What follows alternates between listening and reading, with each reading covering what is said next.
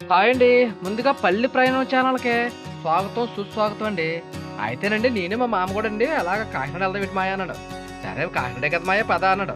తీరా ఎళ్తే అబ్బబ్బబ్బబ్బ! ఎండ మాత్రం దంచి కొడేత్తందండి. దంచి కొడేత్తుంది కదా! ఏం తాగుతాం కదా! చల్లగా తాగుతాం కదా! అని ఎళ్ళబోతికి అక్కడ బోలెడు రకాలు ఉన్నాయండి. నారింజకాయలు, బత్తాకాయలు ఇంకా ఏవున్నున్నాయి. కానీ ఏమున్నా సరే మా మాయ కూడా మాత్రం అదే తాగుతానని పెట్టాడండి. ఏం తాగుతారా అంటే నాకు చెరుకు రసమే కావాలన్నాడు. సర్లే మొత్తం తీసుకుంటే అది మొత్తం తడి తిప్పి, ఇటు తిప్పి మొత్తం పిప్పి కూడా చేసి పడేసేసి అలా చక్కగా జ్యూస్ కలిపాడండి. అందులో ఒక ఐస్ గడ్డ వేసి ఒక పక్క చూస్తే ఎండ మండిపోతుంది. ఆ ఎండ మండిపోతున్నప్పుడు ఐదులో అబ్బబ్బా! చెరుకు రసంలోనే ఐస్ గడ్డ వేసి గ్లాసులో పోసి మాకిస్తున్నప్పుడు ఉన్నదండి. అబ్బబ్బబ్బా! మీరు లేవులండి. మేమైతే తాగామండి. అబ్బబ్బా! ఏమి టేస్టు మహా అద్భుతంగా ఉందండి. మరి మీరు కూడా ఎప్పుడైనా తాగారండి?